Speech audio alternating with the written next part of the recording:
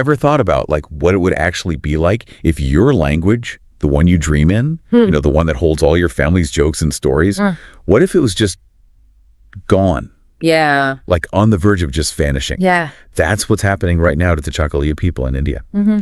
Their language, Matika, it's only spoken fluently by 2 people. Wow. 2.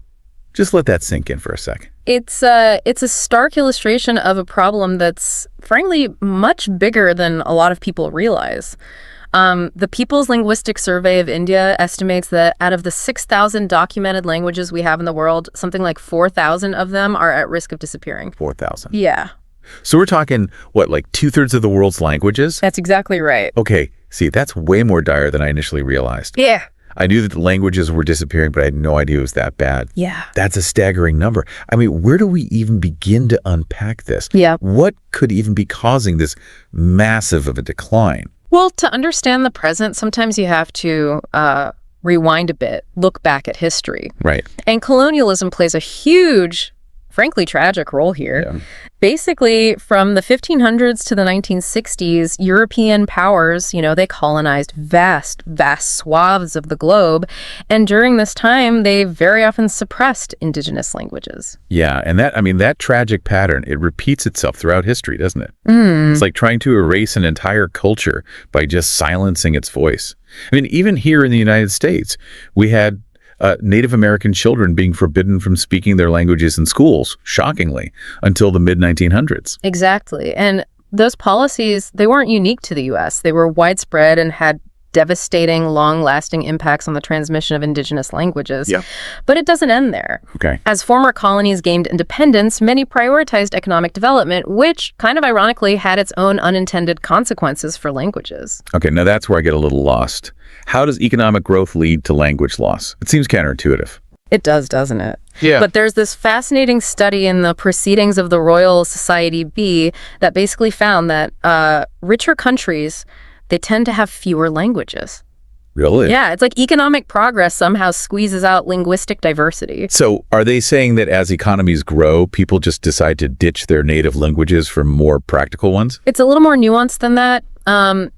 You see, as economies develop, there's often one language that becomes dominant in politics, education, and the media. Sure. And this creates a situation where speakers of other languages feel, maybe explicitly or implicitly, pressured to adopt that dominant language just to, access better opportunities. Yeah, it's almost like this invisible hand pushing people towards one language for the sake of progress. But isn't that a dangerous oversimplification? I mean, we're having this conversation in English, a language that's spread globally rather than any one of the thousands of other languages spoken around the world. Yeah, it's a really interesting point that you raise. The choices we make, even something as seemingly simple as the language of a podcast, reflect in a way these broader patterns of language dominance. But individual choice is just one piece of a much larger puzzle. We have to also consider the systemic factors at play here. Okay. We touched on economic development a bit, but migration plays a really crucial role too. Okay. Think about it. As economies grow, indigenous communities are often, unfortunately, displaced from those ancestral lands. Right, forced to move to urban areas looking for, new opportunities, better jobs. Exactly. But how does that tie back to language loss? It seems like kind of a huge leap. It's all connected, though. When these communities migrate, they're suddenly immersed in environments where the dominant language is everywhere. Yeah. And over time, younger generations might grow up speaking that dominant language, honestly, more fluently than the language of their parents or their grandparents. Oh, wow. And their indigenous language just kind of starts to fade. So it's not necessarily this conscious choice to abandon a language, but more like a gradual assimilation driven by circumstance. Yeah. They're trying to fit in, find their footing in a new place. Precisely. And the numbers paint a pretty stark picture, too. A staggering 40% of indigenous peoples in Latin America, for instance, now live in urban areas, really far from their traditional lands. Wow. And in India, nearly half of all tribal households reside outside traditional tribal areas. Really? This migration, while it's often driven by economic necessity, has this really profound impact on the transmission of indigenous languages. Wow, that really puts things into perspective. Yeah. So we've got colonialism, economic pressures, migration patterns. It's this like perfect storm that's threatening to just wipe out these languages. Yeah. It's honestly a bit disheartening. Yeah. Is there any hope at all? Like, are there any efforts being made to preserve these vanishing voices? There's always hope. And yes, people are fighting back, and they're doing some really, really innovative things. One really, really promising avenue is, believe it or not, technology. Technology. That's not what I expected. Yeah. It seems counterintuitive to think of technology as a savior of languages. I know, right? But think about it this way. We can now document languages digitally, create these amazing online dictionaries, learning resources, language learning apps. We even have artificial intelligence now that can help revitalize endangered languages. Okay, you've piqued my curiosity. Do you have any examples of how this is actually working? Absolutely. Have you heard of the Rosetta Project? The Rosetta Stone. Yeah. Like the one that helped us decipher ancient Egyptian hieroglyphs. Exactly. Inspired by that, the Rosetta Project is creating this massive online library of over 2,500 languages with the goal of, digitally preserving them for future generations. That's incredible. So we're talking about more than just dusty archives here. Yeah. These are like active resources for people to learn and use these languages. That's awesome. And there are some incredible success stories, too. Take the Cornish language, for example. It was declared extinct in the late 18th century. What? Gone, vanished, or so everyone thought. Wait, so what happened? Did someone, find a lost tribe of Cornish speakers?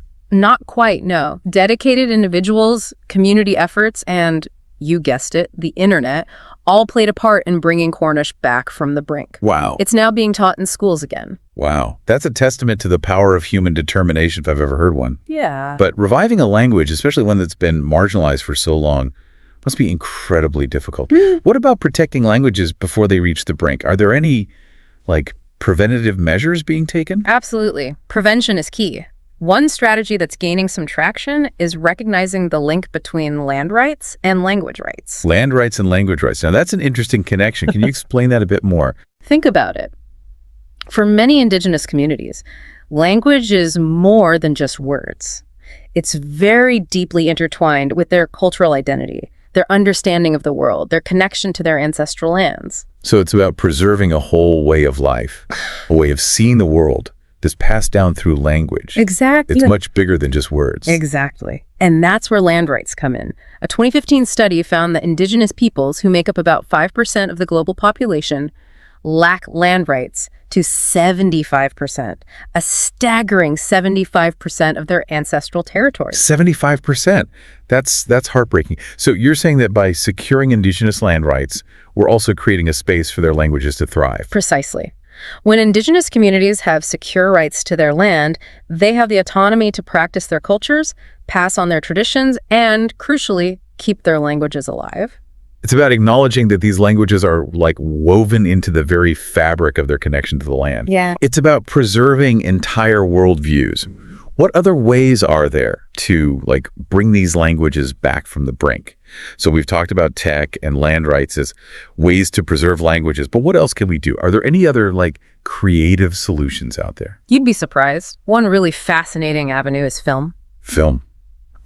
Movies? Yeah. Okay, I'm intrigued. Tell me more. Just think about the power of film for a second. It can captivate us, It can transport us to different worlds. Yeah. And it can expose us to new languages and cultures all in a couple of hours. It's true. A good movie, it stays with you long after you've seen it. Exactly. And that's why creating films in endangered languages can be such a powerful tool for revitalization.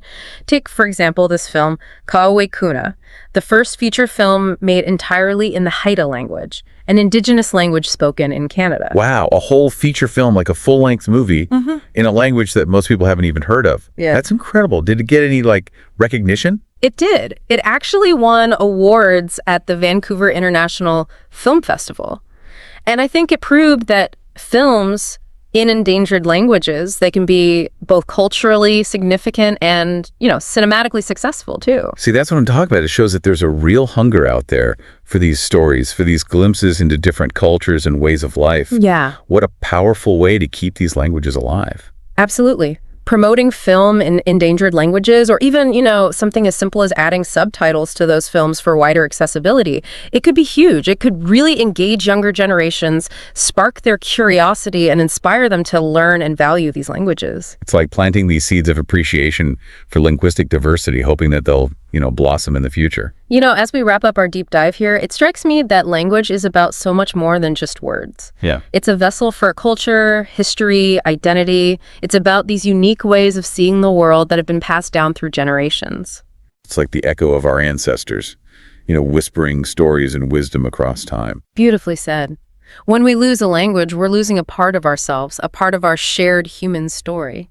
It's a reminder that every time we encounter a new language, whether it's in a film or a song or even just a conversation on the street, we're being offered this little glimpse into a world of untold stories and perspectives, just waiting to be discovered.